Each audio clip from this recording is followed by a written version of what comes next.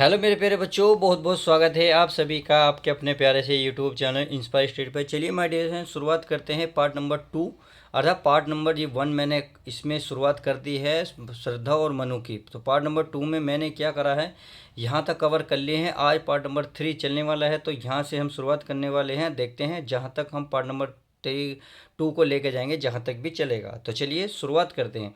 अब क्या करेंगे, पहले हम एक एक शब्द के अर्थ को जानेंगे, समझेंगे और बड़ी गहराई से देखेंगे। फिर उसके बाद हाथ से लिखे नोट्स में आपको दिखाऊंगा। अगर आपको पढ़कर थोड़ा बहुत डाउट रहता है, अगर लिखने का तरीका भी आपको आ जाएगा, क्योंकि डाउट भी क्लियर होगा और लिखने का तरीका भी आपको आ जाएगा। तो चलिए पहले हम शब्द के अर्थ को जानेंगे, फिर आप क्या करेंगे, फिर हाथ से लिखे नोट्स को देखेंगे। तो चलिए शुरुआत करते हैं। इकरा नील परिधान बीच सुकुमार खुल रहा मृदुल अर्धुला अंग। यानी कि नीला, नील परिधान का मतलब होता है नीले वस्त्र, यानी कि नीले नीले जो वस्त्र होते हैं, कपड़े का जो कलर है नीला है। बीच सुकुमार यानी कि बीच में से सुंदर लग रहा है, खुल रहा है मृदुल अर्ध खुला अंग। और उसका जो है कपड़े, यानी कि ये करें मतलब देखिए समझिए, हाँ मतलब खुल रहा मृदुल, मृदुल माने सुंदर अर्ध खुला अंग। अंग जो है खुले हुए, जो छोटे छोटे अंग दिख रहे हैं फटे हुए कपड़ों में से। कहने का मतलब है जो आज का फैशन है, जो बीच बीच में से कटे हुए रहते हैं, फटे हुए रहते हैं, उनकी बात यहाँ कर रहे हैं। यानी कि जो नीला परिधान है उसके बीच में से सुकुमार यानी कि अत्यधिक कोमल तथा मृदुल। मृदुल देखिए मृदुल भी होता है, मतलब एक प्रकार से मतलब कोमल। खुल रहा है मृदुल अर्ध खुला अंग। अर्ध खुला मतलब आधे खुले हुए अंग जो है उसके बहुत शोभायमान हो रहे हैं या सुशोभित हो रहे हैं। अति कोमल अंग, कहने का मतलब पूरी लाइन ये समझेंगे कि जो उन्होंने नीले परिधान पहन रहे थे, उनमें जो बीच में छेद हो थे, उनसे दिखने वाले श्रद्धा के जो कोमल अंग थे, कोमल अंग यानी कि मृदुल माने कोमल अंग जो अर्ध खुले थे, वो अत्यधिक सुशोभित हो रहे थे। ऐसे लग रहा था खिल रहा हो जो माने इस प्रकार से खिल रहा हो बिजली का फूल। इस प्रकार से खिल रहा है जैसे बिजली का फूल। बिजली का फूल का मतलब है यहाँ प्यारे बच्चों चमकती हुई बिजली, यानी कि ऐसे लग रहा है काले बादलों में बिजली चमक रही हो। मेघ बन बीज गुलाब रंग, और जो काले काले बादल हैं, मेघ बन यानी कि मेघ माने बादल, बन माने बन रहे हैं, यानी कि समूह, यानी कि बादलों का समूह के बीच में से गुलाबी रंग सा बिजली चमक रही हो, जैसे और ऐसे खिल रहे थे। कहने का मतलब ये हुआ कि जब बादल बन रहे तो बीच में से गुलाबी रंग चमक रहा था बिजली की कड़क से, और ऐसे ही उसका बदन भी खिल रहा था। आगे, ओहो वह मुख, ओहो मामने ओहो वह मुख, यानी कि जब उसने मुख देखा तो पश्चिम के व्योम। देखिए पश्चिम के व्योम का पश्चिम का आकाश, यानी कि पश्चिम के आकाश को बोल सकते हो, यानी कि उसका मुख जो है पश्चिम के आकाश की तरह। अब पश्चिम के आकाश का क्या मतलब है, यहाँ देखिए थोड़ा सा आगे बताया गया। बीच जब घिरते हों घन श्याम, बीच में घिरते हों घन श्याम, यानी कि काले कादल जब बीच में घिरते हैं। अब देखिए पूरे मतलब यहाँ तक जाने का जब समझ में आएगा, पहले थोड़ा सा पहले से पढ़ ले। बीच बीच में जब घिरते हों घन श्याम माने काले कादल जब बीच में घिरते हों, और अरुण माने लाल लाल रवि माने सूर्य, लाल लाल सूर्य मंडल उनको भेद दिखाई देता हो छवि धाम। और छवि धाम माने अति सुंदर, यानी कि देखिए पूरे का मतलब जानिए।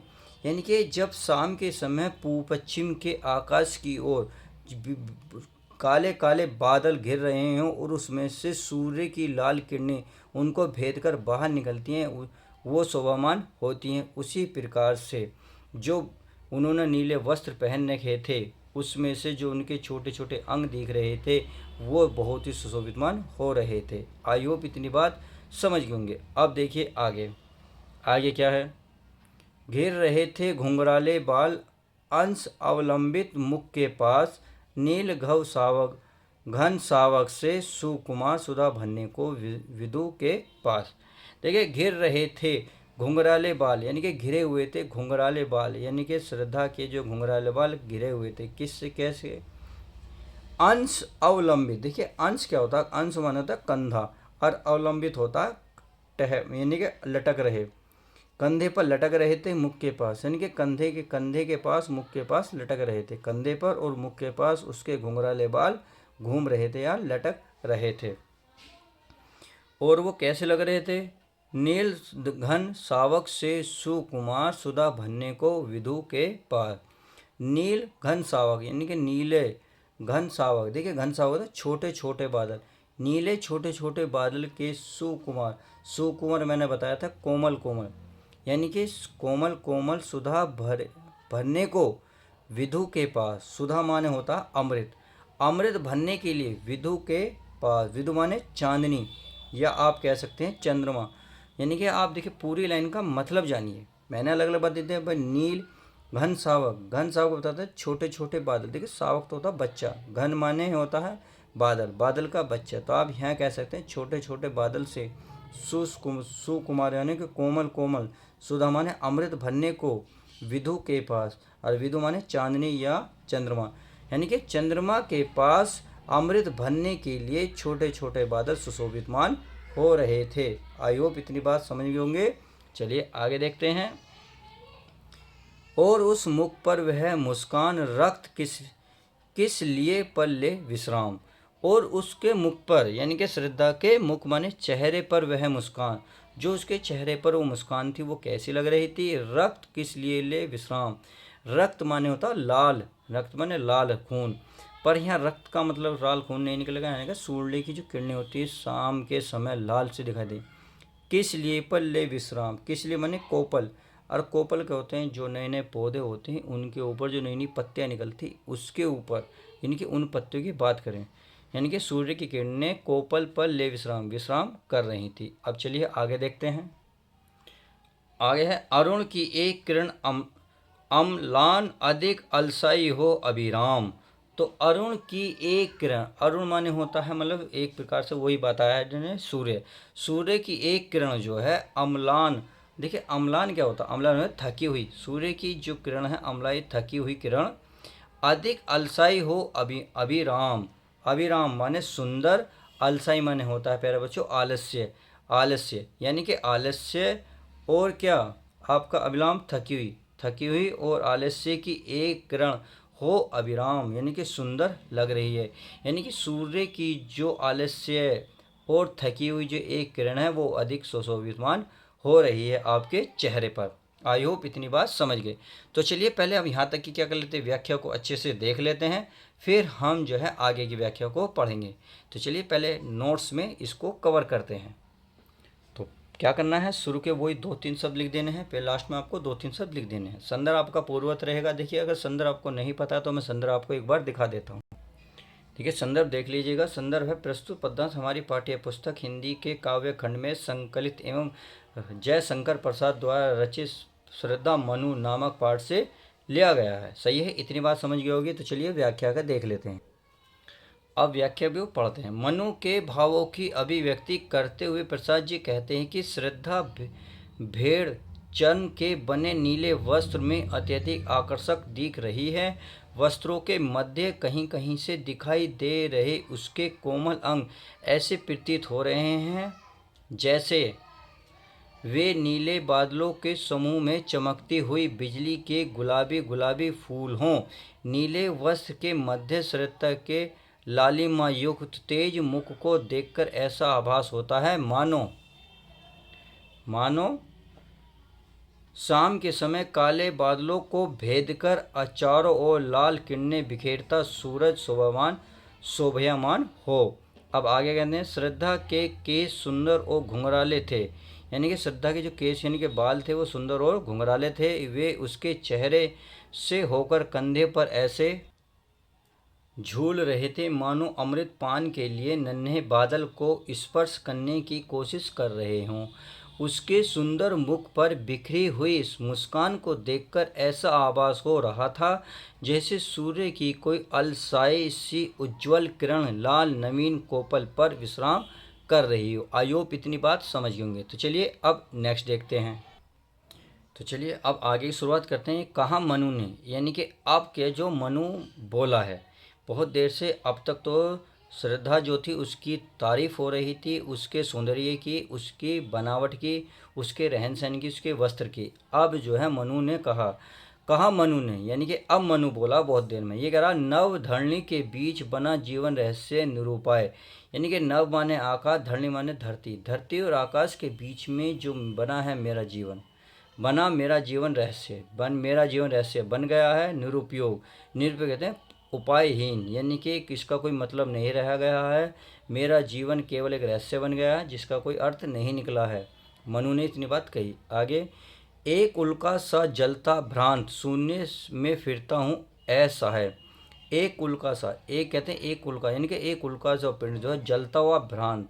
देखिए भ्रांत होता है भ्रमित मन या इधर उधर, कहते हैं इधर उधर भटकने वाला, जो इधर उधर भटकता जलता फिरता है, शून्य में फिरता है। शून्य माने आकाश में फिर रहा है ऐसा है, यानी कि बेसहारे की तरह आकाश में शून्य के समान फिर रहा है और जलता हुआ घूम रहा है, उल्का पिंड के समान। आगे, कौन हो तुम वसंत के दूत, बिरस पतझड़ में अति सुकुमार। कौन हो तुम, यानी कि कौन हो तुम, ये कहें कौन कह रहा, मनु कह रहा श्रद्धा से कि तो कौन हो तुम वसंत के दूत, वसंत यानी कि वसंत के जो दूत कौन हो तुम, बिरस पतझड़ में अति सुकुमार। बिरस पतझड़ कहते हैं जब पतझड़ होती है, जब पेड़ों पर पत्ते नहीं रहते तो उसे बोले बिरस पतझड़ में अति सुकुमार, जो पतझड़ में भी तुम अति सुशोभित हो रहे हो। घन तिमिर में चपला की रेख, तपन में शीतल मंद बयान। सही है, आगे देखते हैं। घन तिमिर, देखिए घन तिमिर का मतलब है घने अंधकार में, घन तिमिर में घने अंधकार में चपला की रेखा। और चपला की रेखा ने बिजली में, यानी कि चपला होती बिजली की रेख यानी कि रेखा, तो आप ये कहते हैं घने अंधकार में बिजली के चमकने के समान, चमक के समान यानी बिजली के चमक के समान।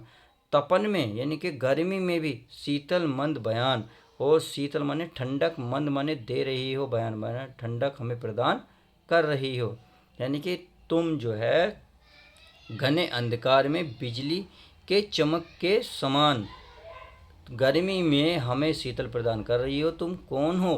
तो ये इतनी बात कर ली। तो चलिए अब यहाँ तक की हम व्याख्या को अच्छे से देख लेते हैं। अगर थोड़ा बहुत डाउट रहा होगा तो व्याख्या में करने के बाद आपको 100% है कि डाउट क्लियर हो गया होगा। चलिए तो अब इस डाउट को आगे क्लियर करते हैं, नोट्स देखते हैं। अब देखिए क्या करते हैं, कहा मनु ने, यानी कि आपको शुरू के 2 या 3 शब्द लिख देने, लास्ट में 2-3 शब्द लिख देने, बीच में डैश कर देना। संदर्भ आपका पूर्ववर्ती रहेगा। व्याख्या देख लेते हैं। श्रद्धा की जिज्ञासा को शांत करने के लिए उद्देश्य से मनु अपना परिचय देते हुए कहते हैं कि इस पृथ्वी और आकाश के मध्य भटकता हुआ मेरा जीवन रहस्य बन गया है, किंतु मैं इसी स्थिति में जीने के लिए विवश हूँ। आगे क्या है देखिए, आगे देख लेते हैं।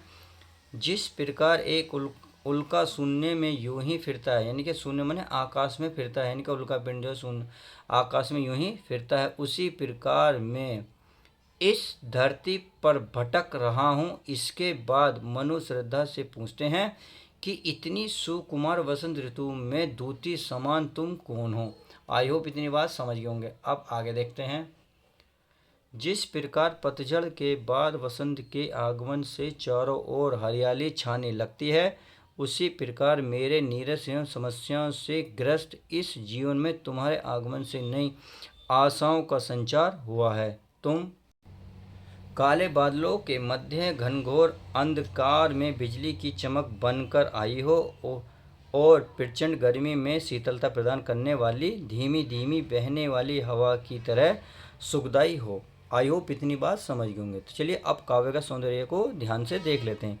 अगर काव्य के सौंदर्य में खड़ी भाषा की बात करूं तो खड़ी बोली, शैली गेंद पेरवादनात्मक, गुण की बात करें माधुर्य, शब्द शक्ति है तो लक्षणा, अलंकार की बात करें श्लेष, उपमा और रूप का योक्ति। आई होप इस वीडियो में जो मैंने आपको पढ़ा बहुत अच्छे से समझ में आएगा, तो वीडियो को लाइक करना ना भूलें। चलिए मिलते हैं नेक्स्ट वीडियो के साथ, जब तक के लिए तो good bye, take care, love you guys, अपना ध्यान रखें।